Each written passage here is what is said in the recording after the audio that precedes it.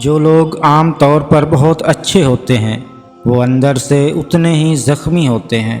جو لوگ بہترین مشورہ دیتے ہیں وہ عام طور پر بہت سے زیادہ مسائل کا شکار ہوتے ہیں۔ اگر آپ زیادہ دیر تک سوتے رہتے ہیں تو آپ اعصابی کمزوری میں مبتلا ہو سکتے ہیں۔ اگر آپ کا بچہ افق یا آسمان پر نظر جمائے رکھتا ہے تو یقین کیجئے وہ روحانی دماغ اور گہری سوچ کا مالک ہوگا۔ جو شخص سب کو خوش رکھنے کی کوشش کرتا ہے وہ اکثر تنہا رہ جاتا ہے۔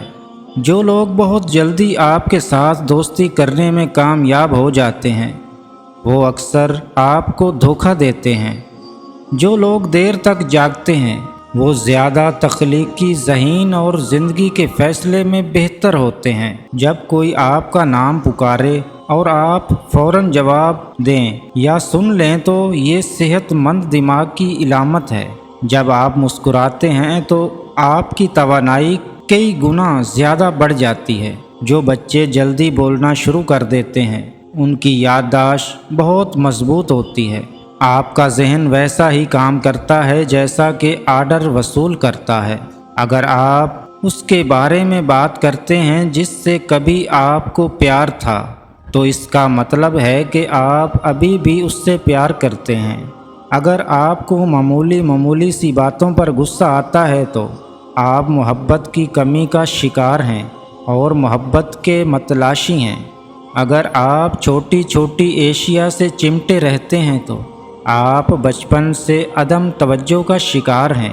اگر آپ چلتے ہوئے پیچھے مڑ کر دیکھنے کے عادی ہیں تو آپ گھر سے ملنے والی اعتماد کی کمی کا شکار ہیں۔ اگر آپ ناک میں انگلی ڈالنے کے عادی ہیں تو آپ کسی نفسیاتی الجھن کا شکار ہیں۔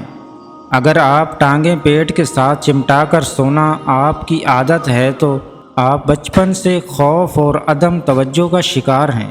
اگر آپ سیدھی لائن میں بآسانی نہیں چل سکتے تو یقین کیجئے آپ جسمانی خرابی کا شکار ہیں۔ اگر آپ بیٹھے بیٹھے ہاتھ پاؤں ہلاتے رہتے ہیں تو آپ ذہنی انتشار کا شکار ہیں۔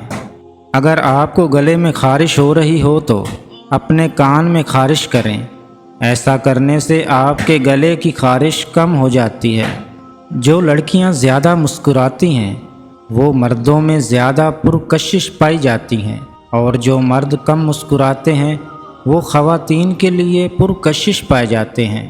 نفسیات کہتی ہے کہ اگر کوئی عورت اپنے ہونٹ چاٹتی ہے تو اس بات کے 70% چانس ہیں کہ وہ آپ کے ساتھ جنسی تعلقات قائم کرنا چاہتی ہے۔